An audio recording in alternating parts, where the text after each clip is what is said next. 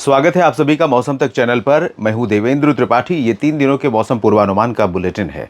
दोस्तों, अरब सागर में low pressure area बन चुका है अरब सागर के ऊपर, और एक सर्कुलेशन यहां पर श्रीलंका और आसपास के भागों पर है, और इन दोनों सिस्टमों के बीच में ट्रफ है।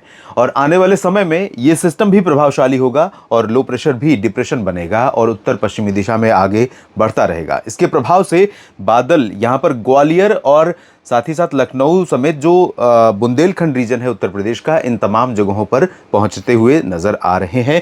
लेकिन ये बादल कितने बारिश देने वाले होंगे, इसकी बात करेंगे। और साथ ही साथ उत्तर भारत के तरफ एक डब्ल्यूडी आ रहा है जो उत्तरी अफगानिस्तान के ऊपर सर्कुलेशन के रूप में है, लेकिन वो भारत के बहुत करीब से नहीं है, बहुत प्रभावशाली नहीं है।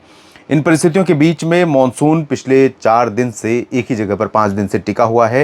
मानसून की वापसी जो नौतनवा, सुल्तानपुर और इधर पन्ना, नर्मदापुरम, साथ ही खरगोन, नंदुरबार, नवसारी तक हुई है, इसके पीछे 5 दिन से वापस नहीं लौटा है। 5 अक्टूबर को पीछे लौटा था, उसके बाद से इसमें कोई प्रगति नहीं हुई है।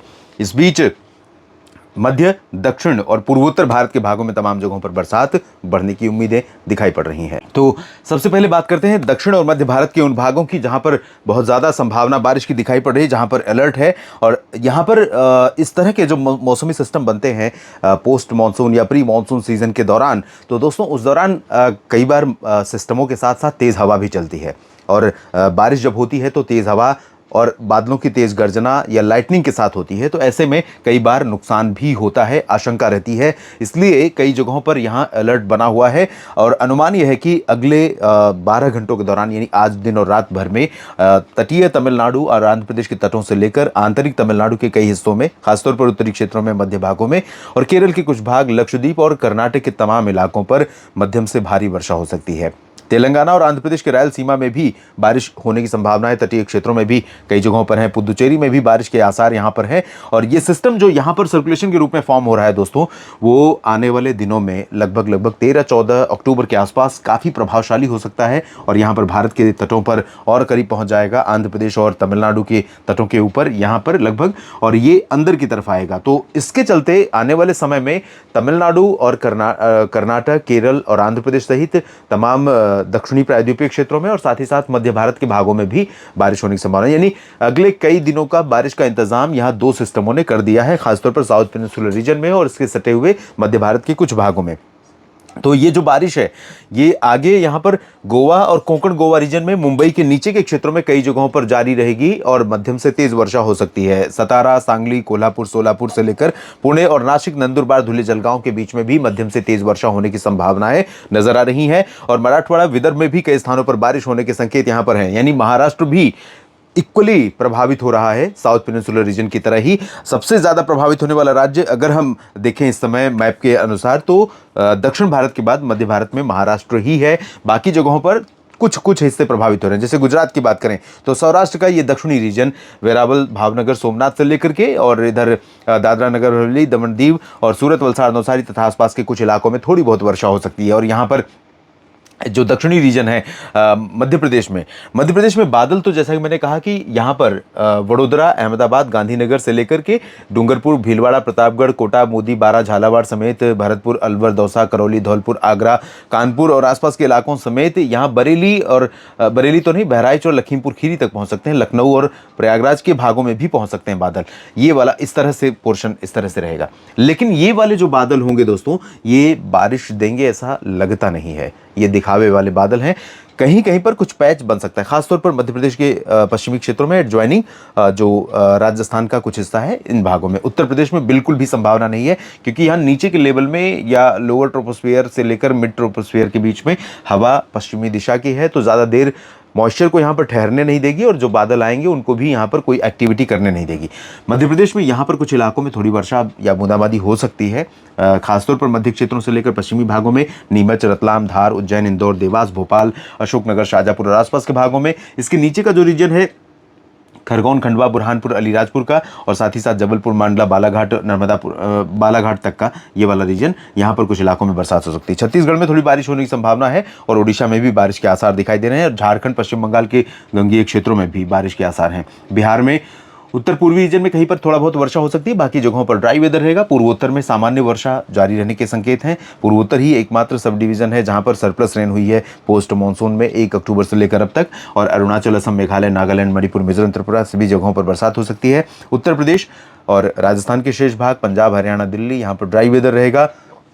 जम्मू कश्मीर, हिमाचल में भी मुख्यतः शुष्क मौसम के बीच में कुछ बादल घाटी और जम्मू क्षेत्र पर दिख सकते हैं। कुछ बादल हिमाचल के लाहौल स्पीति, कुल्लू मनाली पर दिख सकते हैं और उत्तराखंड के भागों में भी दिख सकते हैं। साथ ही गिलगित बाल्टिस्तान, मुजफ्फराबाद से लेकर लद्दाख के बीच में भी कुछ बादल दिखाई पड़ सकते हैं। और बात करते हैं 11 अक्टूबर की। 11 अक्टूबर के दिन आप देखें तो सिस्टम और प्रभावशाली हो रहा है, थोड़ा सा तटों से दूर जा रहा है।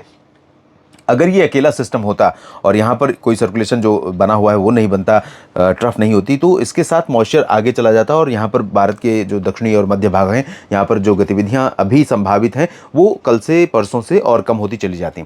लेकिन क्योंकि ये सिस्टम यहाँ पर उभर रहा है और यहाँ की जो एक्टिविटी है उसको लेकर ऊपर आएगा और यही समय है धीरे धीरे जब नॉर्थ ईस्ट मानसून यहाँ पर सेट होगा तो उससे पहले ही बरसात यहाँ पर ठीक ठाक होती रहेगी। अनुमान यह है कि कल भी 11 अक्टूबर को भी लक्षद्वीप और केरल के तमाम इलाकों में, साथ ही साथ कर्नाटक के अधिकांश भागों में मध्यम से भारी वर्षा जारी रहेगी। जबकि तमिलनाडु, चाहे वो तटवर्ती रीजन हो या आंतरिक इलाका, रायलसीमा या तटीय क्षेत्र आंध्र प्रदेश का, तेलंगाना और महाराष्ट्र के तमाम इलाके, इन सभी भागों में कई जगहों पर हल्की वर्षा के साथ 1-2 जगहों पर मध्यम बौछारें गिरने की उम्मीदें हैं। ओडिशा और छत्तीसगढ़, झारखंड, पश्चिम बंगाल के गंगीय क्षेत्रों में कहीं कहीं पर हल्की वर्षा होने की संभावना है। ज़्यादा देर तक बारिश नहीं होगी, ज़्यादा जगहों पर बारिश नहीं होगी और बहुत ज़्यादा मात्रा में बारिश नहीं होगी इन सभी राज्यों में। बिहार में तो बिल्कुल ड्राई वेदर रहेगा और उत्तर प्रदेश में भी शुष्क मौसम। लेकिन उत्तर प्रदेश में बादल कल भी आपको दिखाई पड़ेंगे। कल आपको बरेली तक पहुंच सकते हैं बादल दिखते हुए और गोंडा, बस्ती, बलरामपुर, अम्बेडकर नगर, इधर जौनपुर तक बादल दिख सकते हैं। आज की तुलना में कल आपको ज़्यादा बादल दिखाई पड़ेंगे उत्तर प्रदेश में। यानी अभी जो मध्य क्षेत्र तक संभावित है वो थोड़ा सा एक्सपेंड होंगे पश्चिम की तरफ, यानी इधर भी और थोड़ा पूरब की तरफ भी। पूर्वोत्तर राज्यों में सामान्य वर्षा जारी रहेगी और राजस्थान के पूर्वी रीजन में बारिश हो सकती है। गुजरात में बारिश की संभावनाएं रहेंगी, दक्षिणी क्षेत्रों में, सौराष्ट्र में भी और पूर्वी रीजन में। राजस्थान के शेष भागों में पंजाब, हरियाणा, दिल्ली, चंडीगढ़, उत्तराखंड, हिमाचल, जम्मू कश्मीर, गिलगित बाल्टिस्तान, मुजफ्फराबाद, लद्दाख सभी जगहों पर शुष्क मौसम रहेगा। और इसके बाद बात करते हैं 12 अक्टूबर की। तो देखिए 12 अक्टूबर को मध्य प्रदेश का दायरा और बढ़ रहा है। मध्य प्रदेश में बारिश का दायरा और बढ़ रहा है और यहाँ तमाम इलाकों पर बारिश की संभावनाएं बन रही है। सिस्टम थोड़ा और दूर जा रहा है। पहले ही कुछ मॉडल इंडिकेट कर रहे थे कि दूर जाने के बाद ये रिकर्व करेगा और इधर से आएगा। तो उस समय उम्मीद ऐसी थी कि गुजरात और राजस्थान, मध्य प्रदेश पर तमाम जगहों पर अच्छी बारिश की शुरुआत हो सकती है एक नए सिरे से। लेकिन अभी इसके बारे में कुछ कहना बहुत मुश्किल है कि इसका क्या इंटेंसिफिकेशन होगा, किस लेवल का और किधर जाएगा। बात करेंगे अगले बुलेटिन्स में ऑब्जर्व करने के बाद। यहाँ पर सौराष्ट्र और पूर्वी रीजन में, गुजरात के दक्षिणी भागों में, महाराष्ट्र के तमाम इलाकों, साथ ही दक्षिणी मध्य प्रदेश, ओडिशा के कई हिस्सों में, साथ ही इधर तमिलनाडु और आंध्र प्रदेश, रायलसीमा, तेलंगाना इन भागों में और केरल में कई जगहों पर वर्षा होगी। जबकि कर्नाटक और केरल के कुछ हिस्सों में और लक्षद्वीप में कई जगहों पर मध्यम से भारी वर्षा हो सकती है।